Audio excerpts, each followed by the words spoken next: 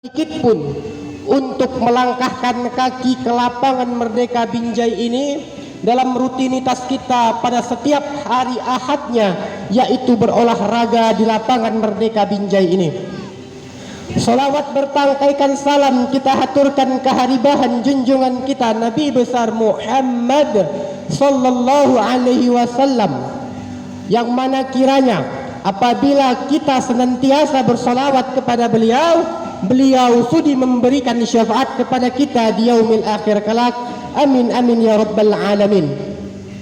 Sebelumnya terima kasih saya ucapkan kepada tim sahabat hijrah yang kiranya telah memberikan amanah dan kepercayaan kepada saya untuk kiranya membawakan materi pada acara yang berbahagia ini. Sekilas kita menilai bahwasanya program yang dibuat oleh komunitas sahabat hijrah ini terkesan agak lain kalau kata anak Medan. Bagaimana bisa bertausiah di hadapan orang yang sedang berjalan dan berlari? Bagaimana bisa berceramah di hadapan orang-orang yang fokusnya ke sana kemari? Bagaimana bisa bertausiah di hadapan orang-orang yang beragam macam kalangan ada di sini? Namun jika kita cermati dengan baik, program daripada sahabat hijrah ini merupakan implementasi atau manifestasi daripada perintah Allah dalam Al-Quran, kuntum khaira ummah, kamu adalah umat terbaik, ukhrijat linnas, yang ditampilkan di hadapan manusia. Al-Quran bukan mengatakan ukhrijat lil muslimin, bukan hanya ditampilkan di hadapan orang-orang Islam dalam acara keislaman. Al-Quran tidak mengatakan ukhrijat lil mu'minin, yang ditampilkan di hadapan orang-orang beriman dalam masjid. Namun Al-Quran mengatakan ukhrijat linnas, ditampilkan di hadapan umat manusia. Untuk apa? Ta'muruna bil ma'ruf wa tanhauna 'anil munkar, mengajak orang-orang kepada kebaikan dan mencegah dari segala macam kemungkaran. Hadirin sahabat yang dimuliakan Allah Subhanahu wa taala, jika kita lihat pada hari ini, dominan yang ada di lapangan Merdeka ini adalah anak-anak muda. Maka tentu kiranya sudah patutnya kita membawakan nasihat-nasihat yang barangkali berguna untuk anak-anak muda. Pada kesempatan kali ini, hadirin sahabat yang dimuliakan oleh Allah Subhanahu wa taala, izinkanlah saya membawakan sebuah nasihat-nasihat yang barangkali berguna untuk saya dan untuk kita semua para pemuda. Adapun materi tema apa yang akan saya sampaikan itu bertema mengenal identitas pemuda. Hadirin sahabat yang dimuliakan oleh Allah Subhanahu wa taala, berbicara tentang pemuda maka identik dengan yang namanya tujuan. Pemuda adalah seorang yang memiliki beragam macam tujuan. Ada di antara pemuda yang berolahraga dengan tujuan ingin sehat, ada di antara pemuda yang berolahraga dengan tujuan ingin menjadi atlet, ada di antara pemuda yang berolahraga dengan tujuan ingin menjadi angkatan. Namun perlu kita sadari bahwasanya para sahabat yang dimuliakan Allah Subhanahu wa taala, tentunya dari segala tujuan dalam kehidupan kita ini, mestilah kita mengenal satu tujuan utama yang menjadi alasan penciptaan kita di muka bumi ini. Allah terangkan dalam Al-Quran, wa ma khalaqtul jinna wal ins illa liya'budun. Tidaklah Allah menciptakan manusia, jin dan manusia, kecuali dengan tujuan untuk beribadah kepada Allah. Dan jika kita melihat dalam Al-Quran, Allah menyerukan perintah ibadah itu menggunakan term ya ayyuhan nas, wahai manusia. Bukan ya ayyuhal muslimun, bukan ya ayyuhal ladina amanu, ya ayyuhan nasu abudu. Apa artinya? Artinya seruan ibadah Allah peruntukkan kepada umat manusia. Maka kalau ada manusia yang dia enggan beribadah kepada Allah kalau ada pemuda-pemuda Islam yang enggan beribadah kepada Allah, maka sejatinya dia bukan hanya keluar dari esensi keimanan, dia bukan hanya keluar dari esensi keislaman, namun dia keluar dari esensi kemanusiaan. Hadirin sahabat yang dimuliakan oleh Allah Subhanahu wa taala. Artinya, biar bagaimanapun tujuan kita yang beragam, tujuan utama kita tetaplah satu, yaitu beribadah kepada Allah Subhanahu wa taala. Kemudian yang kedua, hadirin sahabat yang dimuliakan oleh Allah Subhanahu wa taala. Identitas pemuda selanjutnya, pemuda selalu diidentikan dengan yang namanya ambisi. Berbagai macam ambisi, ghirah dan semangat para pemuda untuk mendapatkan segala apa yang ia inginkan. Namun sayangnya sahabat yang dimuliakan Allah Subhanahu wa taala, dengan segala ambisi yang dikeluarkan oleh para pemuda, pemuda lupa bahwasanya ambisi itu tidak boleh melanggar aturan-aturan yang ada. Boleh kita berambisi, namun harus tetap berada pada aturan yang berlaku, baik secara moralitas yang ditetapkan oleh masyarakat, atau itu aturan secara etika yang ditetapkan oleh akal sehat, dan juga aturan akhlak yang ditetapkan oleh syariat. Maka untuk bisa kita istiqomah di dalam aturan-aturan yang ada, tentunya kita harus bekali dengan sebuah instrumen yang dinamakan malu. Rasulullah sallallahu alaihi wasallam mengatakan, "Idza lam tastahi fasna' ma syi'ta." Jika kamu tidak malu, maka berbuatlah sesuka hatimu.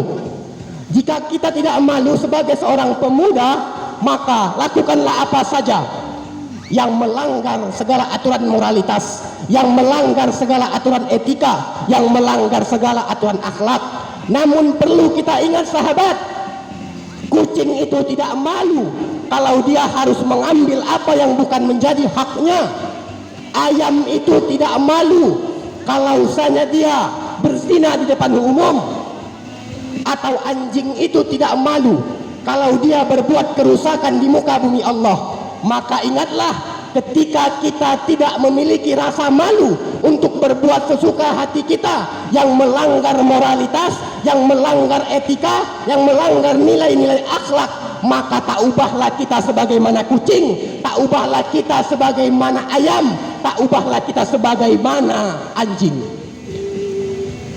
Kaidah mantik mengatakan al-insanu hayawanun natiq. Manusia adalah hewan yang berpikir. Artinya ketika manusia, ketika pemuda-pemuda Islam tidak menggunakan akal sehatnya untuk berpikir tentang mana yang baik dan yang buruk, tentang mana yang benar dan yang salah, maka ubahlah pemuda itu sebagaimana binatang. Lahum qulubun la yafqahuna biha. Allah berikan pemuda-pemuda itu hati, namun enggan untuk memahami. Ulaika kal an'am bal hum adall. Bahwasanya mereka itu lebih sesat daripada binatang ternak.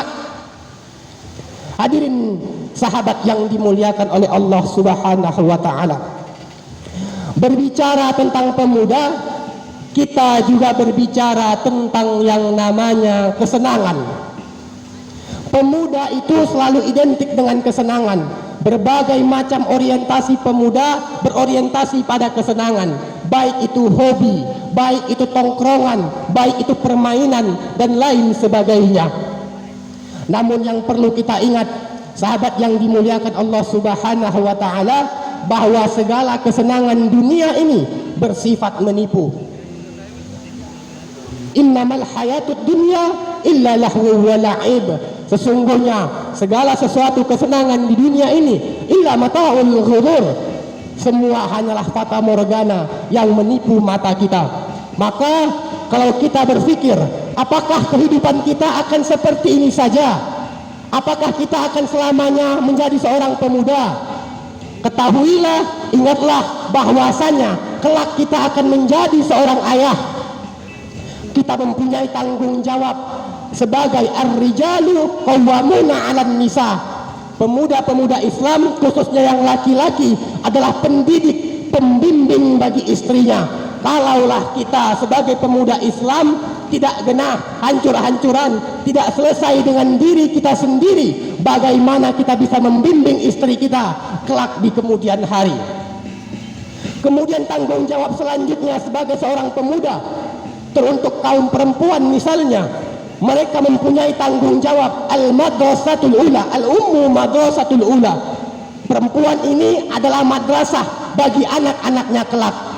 Kalau seandainya lah kita sebagai perempuan belum selesai dengan diri kita sendiri, kita sebagai perempuan tidak memiliki akhlak, kita sebagai perempuan hancur-hancur berantakan, bagaimanalah bisa kita mendidik anak-anak kita, bagaimana bisa kita menjadi madrasah terbaik untuk anak-anak kita kelak nantinya. Hadirin sahabat yang dimuliakan oleh Allah Subhanahu wa taala. Kemudian yang terakhir, pemuda itu identik dengan yang namanya kekuatan. Namun walaupun seperti itu, kita harus ingat, sekuat-kuat apapun orang, suatu saat ia akan melemah, dan sampai kepada masanya tiba, dia akan mati. Maka walaupun kita kuat, walaupun kita hebat, ingatlah bahwa suatu saat kita akan mati. Hadirin sahabat yang dimuliakan oleh Allah Subhanahu wa taala, barangkali itulah yang bisa saya sampaikan. Semoga bisa menjadi renungan dan bermanfaat untuk kita semua. Wallahu waliyul taufiq wal musta'an. Ilahi akhwamit thoriq. Assalamualaikum warahmatullahi wabarakatuh. Waalaikumsalam warahmatullahi wabarakatuh. Luar biasa sekali Ustaz Ridho. Masya Allah, tabarakallah, semoga kita dapat mengaplikasikan dari tausiah Ustaz Ridho ya, dan mengamalkannya dalam kehidupan kita sehari-hari. Kali ini kita ada sesi cakap-cakap bermanfaat nih Ustaz. Jadi izinkan saya untuk sharing, bertanya. Salah satunya tentang di tengah fenomena atau di tengah banyaknya fenomena pemuda hijrah, apa hal yang terjadi atau yang menjadi sorotan dan kiranya perlu untuk kita perbaiki ini Ustaz? Kami persilakan Ustaz. Berbicara soal pemuda hijrah, yang pertama kita cukup apresiasi dengan adanya fenomena banyaknya pemuda yang hijrah. Namun ada beberapa catatan yang saya lihat permasalahan di kalangan pemuda-pemuda hijrah ini. Ketika pemuda-pemuda Islam memutuskan untuk hijrah, maka banyak di antara mereka yang meninggalkan bakat dan cita-cita mereka. Dengan alasannya apa? Alasan yang pertama, bahwa akhirat itu lebih utama. Innad darul akhirah lahiyal hayawan. Kemudian banyak pemuda yang kemudian meninggalkan impian, bakat dan cita-citanya dengan alasan bahwasanya dunia ini akan binasa. Nah, kalau kita tinjau lebih dalam, ini adalah pemikiran yang keliru. Kenapa Ustaz? Karena selain daripada tanggung jawab ibadah, ada tanggung jawab besar yang seharusnya diemban oleh para pemuda. Apa itu tanggung jawab sebagai seorang khalifah? Allah mengatakan, wa idza qala rabbuka lil malaikah inni ja'ilun fil ardi khalifah. Allah mengabarkan kepada para malaikat bahwasanya Allah akan menjadikan manusia di muka bumi ini sebagai seorang khalifah. Sebagai seorang khalifah yang membangun bumi, yang memberikan segala kebaikan, kebermanfaatan di bumi dan menciptakan segala peradaban.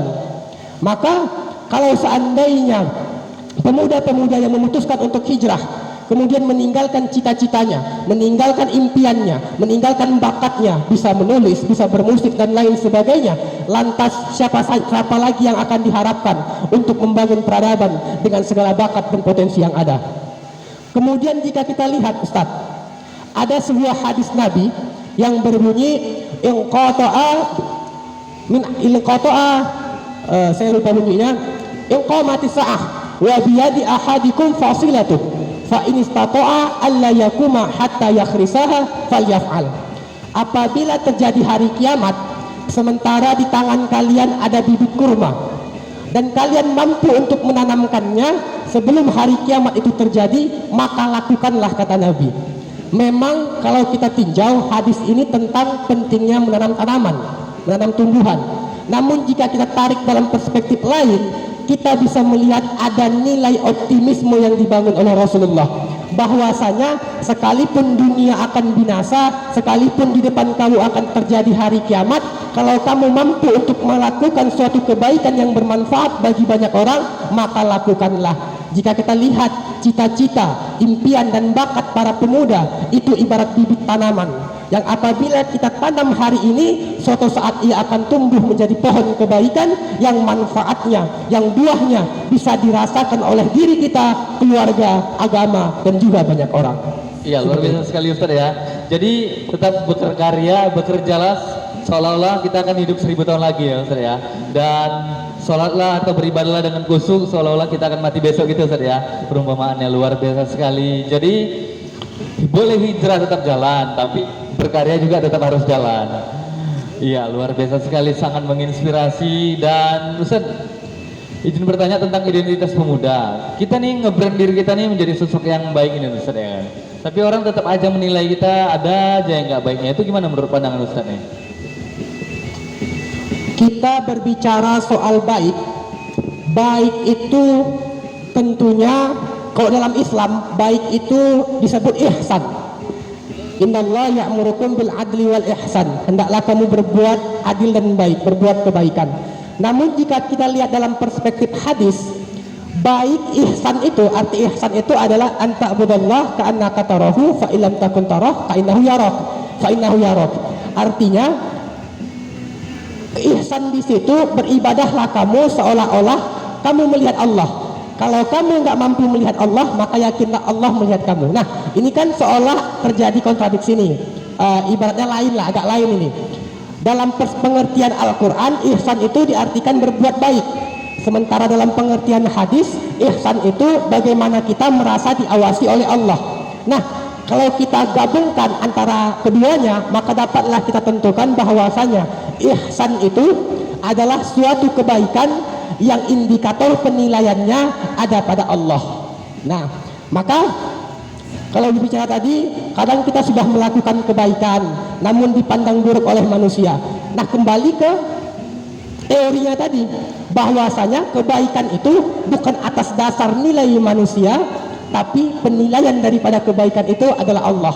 Karena banyak kebaikan yang kita lakukan tidak bisa menyenangkan manusia, dan kita tidak bisa menyenangkan kebanyakan manusia. Makanya Rasulullah mengatakan, kullul haqqo walau kana murran. Katakanlah kebenaran sekalipun kebenaran itu pahit. Nah, jadi ketika kita melakukan kebaikan, kita melakukan kebenaran, memang terkadang rasanya itu pahit bagi sebagian orang, seperti itu. Maka tetap saja melakukan kebaikan, karena indikator penilaian daripada kebaikan itu bukan atas penilaian manusia, tapi atas dasar penilaian Allah Subhanahu wa taala. Iya, luar biasa sekali Ustaz. Masya Allah, tabarakallah. Dan jangan peduli terhadap penilaian orang lain Ustaz ya. Penting kita berbuat baik aja. Masalah orang lain berkata apa, biar aja gitu Ustaz ya. Karena Nabi pun begitu baiknya dibenci ya Ustaz ya. Apalagi kita sebagai manusia biasa, umatnya ya Ustaz ya. Luar biasa sekali. Baiklah saudara-saudara kita yang berada di Taman Merdeka Kota Binjai, sedikit kita bertanya tentang yang pandangan Ustaz tentang identitas pemuda nih yang ada di Kota Binjai nih. Gimana pandangan Ustaz nih secara universal nih? Kalau kita lihat di Kota Binjai ini, pemuda-pemudanya ya memang nggak semua, sebagian gitu.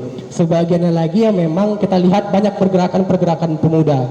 Ya seperti ya salah satunya pemuda hijrah. Ini patut untuk kita apresiasi. Namun tidak bisa kita pungkiri bahwasanya Kota Binjai ini terkenal anak-anak mudanya yang pergi ke Kamboja, yaitu untuk direkrut sebagai stafnya judi online. Nah, ini kan merebak sekali ini. Kemudian selain daripada judi online, pemuda-pemuda Kota Binjai ini banyak yang terjerat narkoba. Maka disinilah tugas para pemuda hijrah ini seharusnya. Sahabat hijrah Ustaz. Sahabat hijrah ya, sahabat hijrah. Bagaimana sahabat hijrah ini memproklamirkan atau menampilkan program-program yang kiranya bisa menjadi preventif, langkah pencegahan untuk pemuda-pemuda Binjai ini agar terhindar dari yang namanya ajakan-ajakan untuk kepada judi online atau agar terhindar dari yang namanya pergaulan-pergaulan yang mengarahkan pada narkoba. Ya, benar sekali Ustaz. Jadi kita tidak bisa menutup mata tentang hal itu Ustaz ya, karena banyak di sekeliling kita bahwasanya mereka terpengaruh oleh kemenangan dari judi online tersebut Ustaz ya, luar biasa sekali. Kita beralih jauh nih Ustaz ke saudara-saudara kita yang berada di Palestina. Saat ini kan sahabat hijrah setiap ahadnya buat acara roadshow akustik dari seni turun hati peduli Palestina. Gimana pandangan Ustaz tentang saudara-saudara kita yang berada di Palestina saat ini? Kalau kita berbicara tentang kepedulian kita terhadap saudara-saudara kita di Palestina, maka kita bukan hanya berbicara soal agama. Kita berbicara soal 3 hal. Yang pertama, kita berbicara soal kemanusiaan. Kita lepaskan dulu pakaian agama kita lepaskan dulu segala pakaian pandangan politik kita. Coba kita berpikir, di mana rasa kemanusiaan kita ketika ada anak-anak kecil yang hilang kepalanya ditembak oleh para Zionis Israel? Bagaimana rasa kemanusiaan kita ketika ada perempuan-perempuan yang diperkosa oleh para Zionis Israel? Bagaimana rasa kemanusiaan kita ketika mendengar kabar, membaca berita, melihat realita bahwasanya begitu banyak orang-orang tua renta yang seharusnya tenang beribadah namun dipenuhi rasa kekhawatiran ketika bom itu akan datang kepada mereka. Maka dalam segi kemanusiaan, kepedulian kita kepada Palestina itu wajib. Kemudian dalam pandangan, misalnya dalam pandangan kenegaraan, peduli terhadap saudara-saudara kita di Palestina itu merupakan implementasi daripada amanah undang-undang. Bahwasanya Undang-Undang 1945 pembukaan mengatakan kemerdekaan itu adalah hak segala bangsa. Maka ketika kita peduli dengan kemerdekaan warga Palestina, kita sedang menjalankan amanah undang-undang yang itu menginginkan kemerdekaan bagi negara Palestina. Kemudian dalam pandangan agama, Nabi SAW itu mengatakan, la yu'min ahadukum hatta yuhibba li akhi ma yuhibbu li nafsih. Kurang iman di antara kalian kalau bahwasanya kalian ketika kalian tidak peduli, tidak cinta kepada saudara kalian sebagaimana kalian cinta kepada diri kalian sendiri. Maka dalam pandangan kemanusiaan, dalam pandangan kenegaraan, dalam pandangan agama, kita sebagai pemuda-pemuda Islam wajib memiliki kepekaan dan kepedulian terhadap saudara-saudara di Palestina. Seperti itu Ustaz. Iya, luar biasa sekali Ustaz. Semoga saudara-saudara kita di sana di Palestina mendapatkan ketabahan Ustaz ya, dan diberikan kedamaian serta kemerdekaan Ustaz ya. Free Palestina, takbir, Allahu Akbar. Luar biasa sekali, Masya Allah, tabarakallah, luar biasa. Kali ini sebagai closing statement dari Ustaz nih, boleh kata-kata hari ini Ustaz sebagai closing statement untuk para pemuda agar menjadi identitas pemuda yang baik, berakhlakul karimah dan terus berkarya untuk masa depan yang lebih cerah ke depannya. Kami persilakan Ustaz. Ya, salah satu yang menghalangi pemuda untuk bisa berkarya, untuk bisa menciptakan segala hal yang berkesan dalam hidupnya adalah realita dalam kehidupannya. Kadang realita kehidupan yang kejam menghalangi pemuda-pemuda untuk berkarya. Realita kehidupan yang kejam menghalangi pemuda-pemuda untuk menciptakan hal-hal yang berkesan. Maka daripada itu, saya berikan sebuah nasihat yang barangkali ini bisa berguna bagi pemuda-pemuda lainnya, baik itu pemuda Islam ataupun pemuda yang di luar Islam, bahwasanya sekalipun kita dihalangi oleh realita, tetaplah lakukan segala hal yang luar biasa. Tetaplah berambisi, tetaplah menanamkan visi misi, walau sekalipun keadaan tidak bisa diajak bernegosiasi. Seperti itu. Iya, luar biasa sekali. Semoga seluruh pemuda khususnya yang ada di Kota Binjai dapat berkarya, dapat produktivitas lagi dan menghindari hal-hal yang negatif pastinya Ustaz ya. Luar biasa sekali untuk mendapatkan keberkahan dari Allah Subhanahu wa taala serta menambah tawaduk kita, kerendahan hati kita kepada Allah. Mari sama-sama kita tutup acara dalam sesi cakap-cakap bermanfaat pada hari ini dengan doa ya Ustaz ya. Kami persilakan Ustaz untuk memimpin doa. Astaghfirullahaladzim, astaghfirullahaladzim, astaghfirullahaladzim, alladzi la ilaha illa huwal hayyul qayyum wa atubu ilaih. نعوذ بالله من الشيطان الرجيم بسم الله الرحمن الرحيم الحمد لله رب العالمين حمد الشاكرين حمد الناعمين حمدا يوافي نعمه ويكافئ مزيده يا ربنا لك الحمد كما ينبغي لجلال وجهك الكريم وعظيم سلطانك اللهم صل وسلم وبارك على حبيبك سيدنا ومولانا محمد وعلى آله وأصحابه وذريته ومن تبعهم بإحسان إلى يوم القيامة. Allahumma ya Allah, pada hari ini kami ya Allah berkumpul di tempat ini ya Allah untuk melaksanakan amanah dakwah ya Allah. Berkahilah acara kami ini ya Allah, berkahilah langkah-langkah kami ya Allah, berkahilah segala orientasi dakwah kami ya Allah. Allahumma ya Allah, berkahi segala ilmu yang telah kami sampaikan ya Allah.